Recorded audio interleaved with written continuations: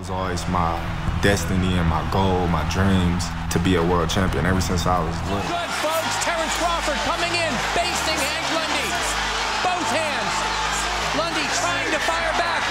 Bud Crawford, you want to fight? Here comes Bud. Hey fight fans, welcome to our YouTube channel. Hope you are doing well. In today's video, we will be talking about one of the greatest boxers of this decade and current WBO welterweight champion, Terence "Bud" Crawford. Ranked number 2 in the pound-for-pound rankings in several boxing magazines and outlets, Crawford is on his way to elite status in boxing. He holds the high distinction of being a champion in multiple weight classes. He is a former WBO lightweight champion, an undisputed lightweight welterweight champion, and the current WBO welterweight champion. So today, we will look at the key fundamentals in Crawford's game that made him one of the greatest boxers of this generation, as well as his lifestyle. So without wasting any time, let's start with the countdown. Number 5, Career Achievements. Terence Crawford made his debut in 2008. He won in his boxing debut by defeating Brian Cummings via TKO. The Omaha native competed in his first ever 10-round boxing match by facing Bretis Prescott and gaining the unanimous decision victory over him. Crawford as a boxer had very fast hand speed along with great counterpunching ability. Intelligence and versatilities were added traits which served him well against his opposition. Those victories enabled Crawford to face Alejandro Sanabria in a WBO title eliminator fight. The fight started with both fighters keeping each other on their toes with their cautious approach.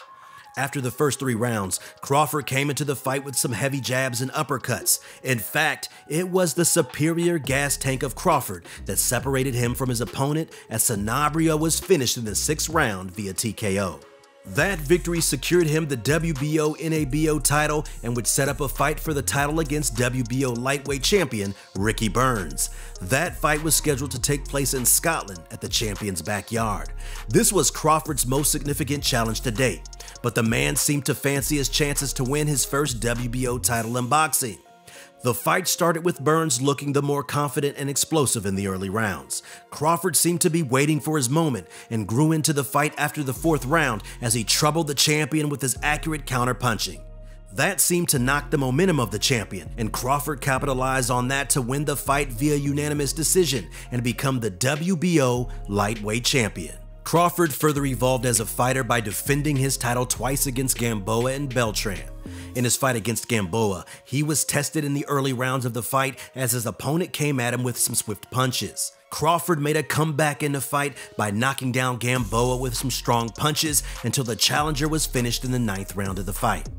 That was, for many, the fight of the year contender and also Crawford's toughest defense of his lightweight reign. After those defenses, in 2015, Crawford decided to make the move to light welterweight, where he would face Delorme for the vacant WBO light welterweight championship.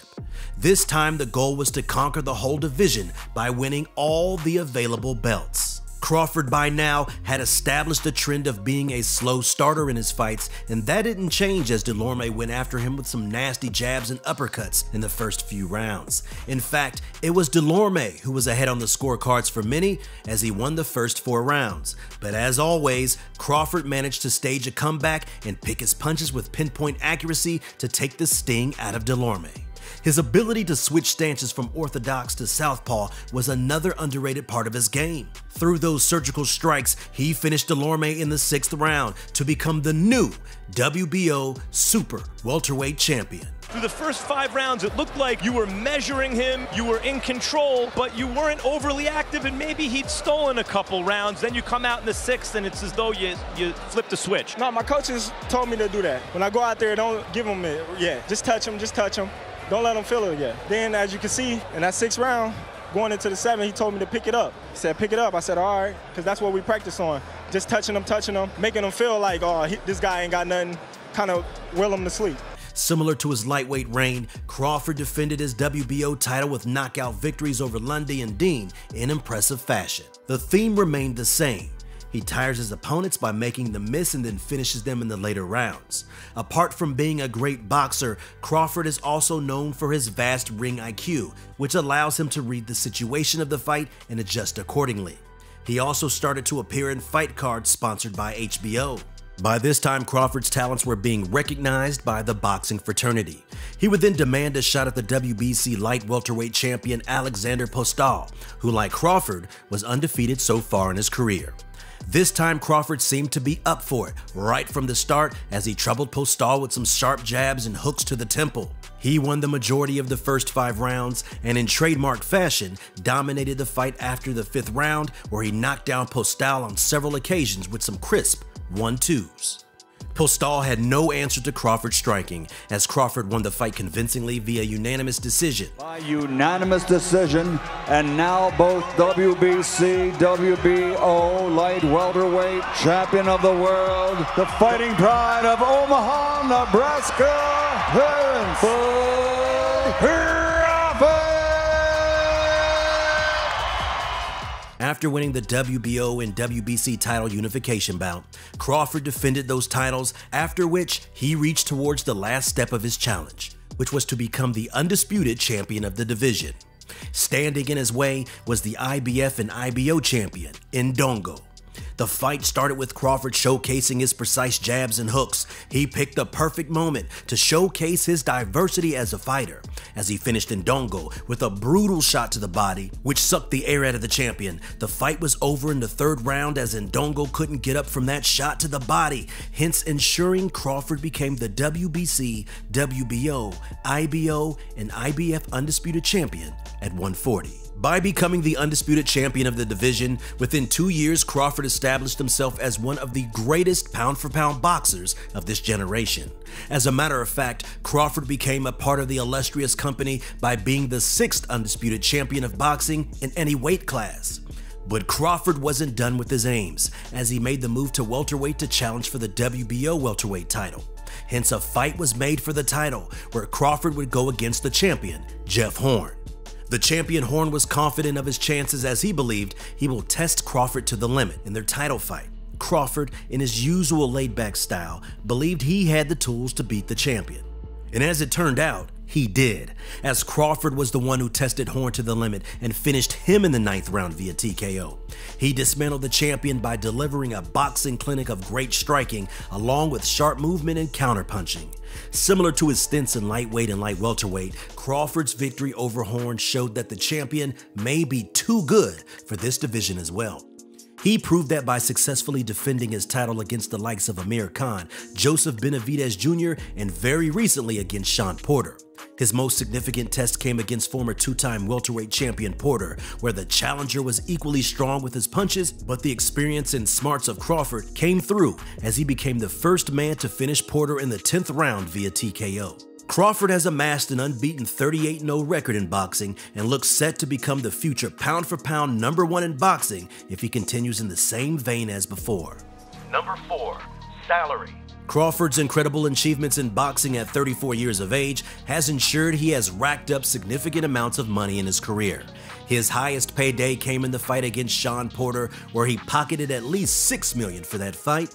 Similarly, for his fight against Benavidez and Khan, he earned a total of $6 million, excluding the cut of pay-per-view buys. According to Celebrity Net Worth, Crawford has a net worth of $8 million. Number 3, sponsorships. Crawford, apart from having numerous strengths as a boxer, doesn't have a lot of sponsors to his name. He has a sponsorship with Everlast Boxing Company that deals in boxing gear. In fact, the deal with Everlast was signed in 2017, with Crawford expressing his delight at the deal by stating that, "I joined Team Everlast because they always supported me and believed in me since the beginning of my career." Crawford is also partners with Populum, which is a company that specializes in CBD. Number 2, training routine. Bud Crawford's training routine focuses more on strength and conditioning and recovery and sparring. He and his trainers spend 20 hours a week training. Crawford does exercises and drills that are directed towards improvement of hand speed, footwork, and coordination. He also does a lot of bag work and swimming. Swimming is done for 30 to 45 minutes to improve the core, lungs, and recovery. During fight camps, Crawford goes on a 12-week camp, which involves a lot of circuit training and switching of camps and locations for training as the closer the fight approaches. Man, it's cold as hell out here. Fingers frozen, She ain't got all kinds of snow on it. The work don't stop. When in doubt, keep moving. Snow can't stop it. Train ain't gonna stop us. Crawford's coach says that initially Crawford was not good with strength and conditioning, so they had to sort out that aspect of his game.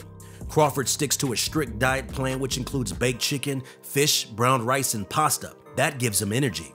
The routine and his diet surely seems to be working as Crawford keeps on creating history inside the boxing ring. He doesn't like skin on fish, he doesn't like tails on shrimp. It's all about getting good, healthy fats for brain health for combat sports right now. So that's why the salmon, and this is what he likes. He likes cucumbers and tomatoes in the salad. Now, time for a fun fact. Fun fact. Crawford's team of coaches is a tight-knit group that always accompanies the champion everywhere. Right from training to eating food or playing chess or hanging out, they are always together. That togetherness has been a big factor in Crawford's success as a boxer. Number 1. The whooping that made a champion. Crawford had a tough upbringing as his father left their family when he was just a child. His mother was a source of courage for the young Crawford growing up, but they shared a very weird relationship. In order to toughen up her son, Crawford's mom would always whoop him with a belt if he wound up doing some mischief either in school or in the neighborhood. I used to whoop his ass to keep him out of trouble. Crawford used to get into fights and was kicked out of school on several occasions. He used to get in trouble all the time, and then he used to get in trouble too because, I don't know, one of them would get in trouble in school and the other one would get in trouble. I went to school. You used to get kicked out. Yeah, and then she'd get kicked out. Or he'd get kicked out. In what is a weird story from Crawford's childhood, his mother used to pay kids of his same age $10 to beat up her son.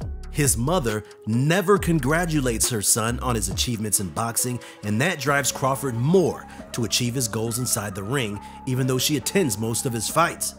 Such tough love from his mother culminated in the rise of one of the greatest boxers of this generation. As the saying goes, a mother knows best. Finally, after looking at Crawford's achievements inside the boxing ring, his training lifestyle and salary and endorsements, his net worth stands at a good $8 million. And by this, we have come to the end of our video today. But before leaving, we would like to know, what are your views on Terence Crawford's boxing career and training routine? Let us know in the comments below, and don't forget to share, like, and subscribe to our channel. Until next time.